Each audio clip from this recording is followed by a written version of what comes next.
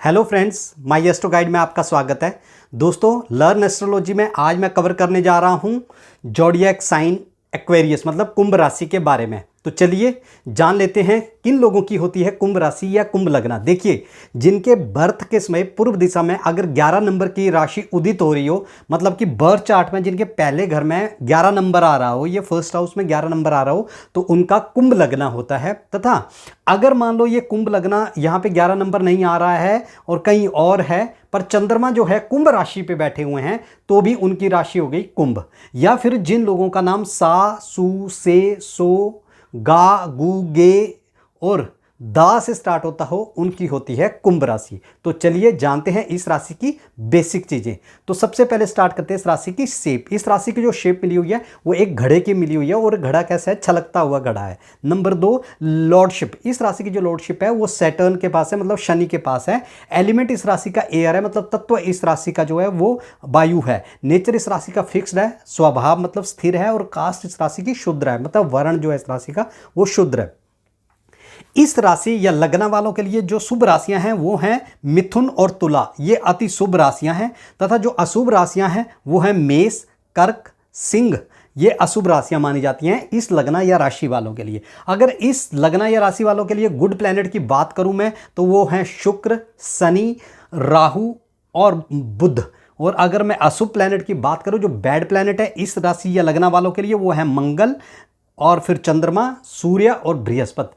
मतलब चंद्र, सूर्य, बृहस्पति और मंगल की महादशा इस राशि या लग्न वालों के लिए अच्छी नहीं जाती है नॉर्मल कंडीशंस में। तो अब जानते हैं इन लोगों के क्या पर्सनैलिटी ट्रेट्स होते हैं और क्या कैरेक्टरिस्टिक्स होते हैं। तो चलिए स्टार्ट करते हैं। देखिए, इस राशि की जो शेप मिली हुई है वो एक घड़े की शेप मिली हुई है, और वो घड़ा भी एक ऐसा घड़ा है जो छलक रहा है, भरा हुआ घड़ा है लेकिन छलक रहा है। तो ये क्या इंडिकेट करता है कि ऐसे लोग जो होते हैं वो अपनी खुशी का इजहार करने से बिल्कुल नहीं चूकते। मतलब अगर उनको कोई खुशी होती है, उनकी लाइफ में कुछ हैप्पीनेस आता है, तो वो अपने दोस्तों के शेयर भी करते हैं और सेलिब्रेट भी करते हैं। दूसरी बात, अगर मैं घड़े की देखूं तो घड़ा क्या होता है? वो डीप है, गहराई है उसमें। तो ऐसे लोग बहुत ही गहन विचारक होते हैं, मतलब किसी भी चीज़ को बहुत डीपली एनालाइज करते हैं ये लोग। तथा अगर आप इनसे कोई बात भी शेयर करोगे, एज ए फ्रेंड इनसे कुछ चीज़ शेयर भी करोगे, तो ये किसी से डिस्क्लोज नहीं करेंगे। मतलब क्या हो गया कि इधर की बात उधर नहीं करते हैं, ये अपने दोस्तों और यारों के लिए ये जान देते हैं, तथा उनकी बातों को या उनके बताई हुई चीज़ों को बड़े डीपली एनालाइज करते हैं, उनकी फीलिंग्स को अंडरस्टैंड करते हैं ये लोग। दूसरी बात, अगर आपने घड़े की देखी होगी तो घड़ा जो है वो भरा हुआ है। मतलब ये लोग जो हैं ज्ञान से पूरी तरह से भरपूर होते हैं, मतलब ज्ञान, नॉलेज इनके पास बहुत जबरदस्त होता है, क्योंकि इनका जो मेन ऑब्जेक्टिव होता है वो नॉलेज को कलेक्ट करना होता है। तो ये डिफरेंट जगहों से नॉलेज को कलेक्ट करते हैं, और नॉलेज को कलेक्ट करके उसे अपनी जीवन में जो है वो अमल में भी लाते हैं, क्योंकि ये एक स्थिर राशि है। ठीक है। अपने स्वभाव से बड़े धीर और गंभीर होते हैं, ये बहुत ही गंभीर विचारक होते हैं। लेकिन साथ में क्या है, अपनी ग्रेस और अपनी गरिमा से ये बिल्कुल भी समझौता नहीं करते हैं। अब बात करते हैं दोस्तों इस राशि की लॉर्डशिप। देखिए, इस राशि की लॉर्डशिप शनि के पास होने से ऐसे लोगों की अगर मैं लुक्स की बात करूं, तो ये तो हाइट में या तो बहुत ज़्यादा लंबे होते हैं, या कई बार बहुत ज़्यादा छोटे होते हैं, इनकी हाइट जो होती है।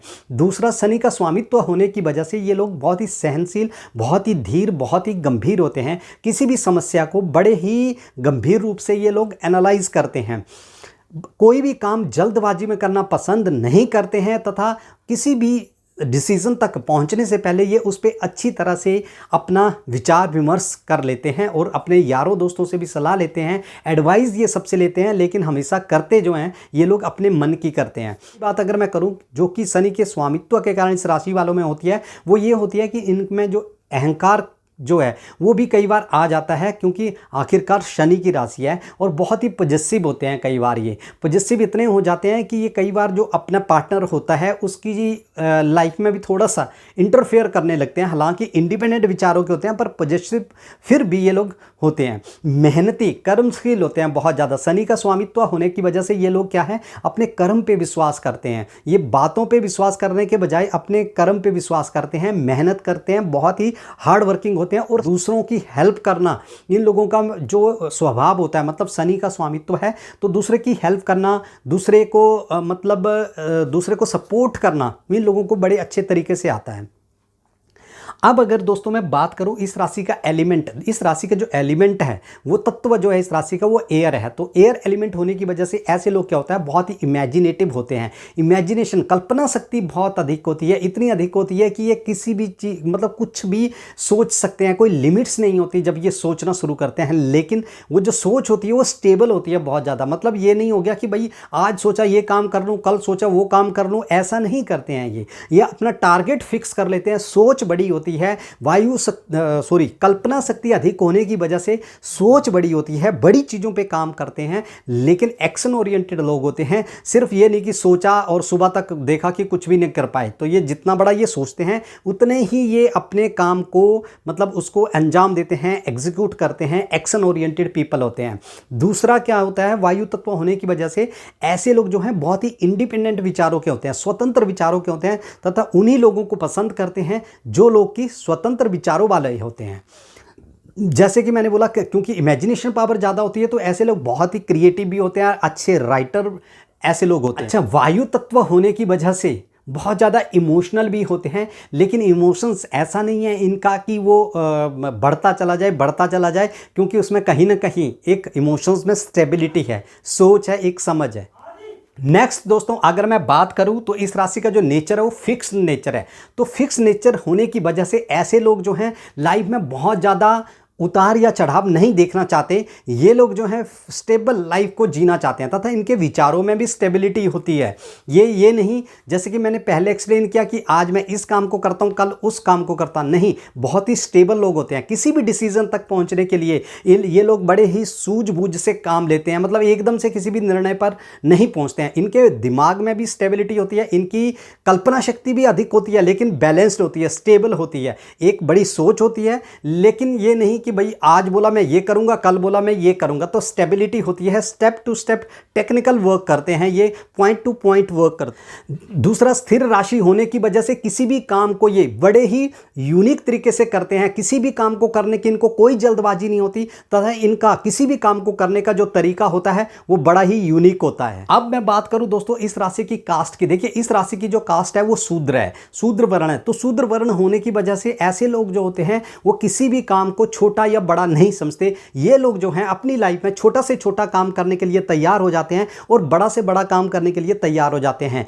इनको अपने ऊपर इतना कॉन्फिडेंस होता है कि ये जानते हैं कि छोटे से छोटे काम को भी बड़े तक पहुंचाया जा सकता है। ये लोगों को ये जानते हैं कि एक छोटा काम ही एक टाइम पे जाकर के आगे जाकर के जो है वो बड़ा काम बनेगा। तो ये काम को, छोटे काम को भी अपने प्रयत्न से, अपनी मेहनत से, अपनी डिटर्मिनेशन से उसको बड़ा बनाते हैं।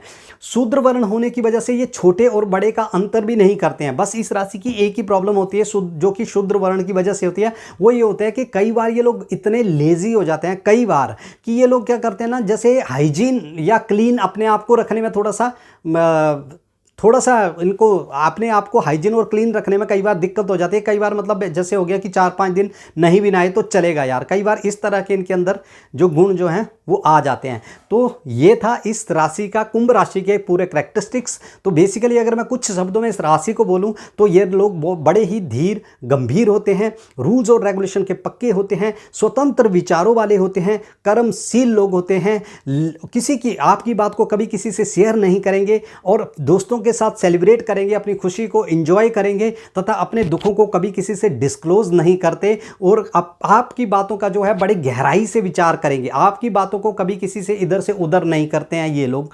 तो ये था कुंभ राशि के बारे में। अगर मैं इनकी 2 शब्दों में अब इनकी अगर मैं बोलूं कि प्रोफेशनल लाइफ, तो ये लोग जो होते हैं आर्किटेक्ट हो गए, कंस्ट्रक्शन हो गया, मशीनरी, टूल्स, ट्रेडिंग, कंस्ट्रक्शन इत्यादि से लेकर रिलेटेड कोई भी काम ये लोग जो हैं वो कर सकते हैं। अगर मैं इस राशि की हेल्थ इश्यूज़ की बात करूं तो इस राशि वालों को या तो बैक पेन रहता है, गर्दन में दर्द, सर्वाइकल की प्रॉब्लम हो सकती है, लेग्स में पेन रह सकता है, इस तरह की प्रॉब्लम इनको छोटी मोटी रह। इसके बाद मैं लेके आऊँगा पाइसिस को लेकर के। उसके बाद मेरी राशियों की जो श्रृंखला है वो लगभग खत्म हो जाएगी और अब हम नेक्स्ट वीडियो के बाद हम ग्रहों पर वर्क करेंगे कि कौन से ग्रह कैसे फल देते हैं और उसके बाद हम प्रेडिक्शन करना स्टार्ट करेंगे।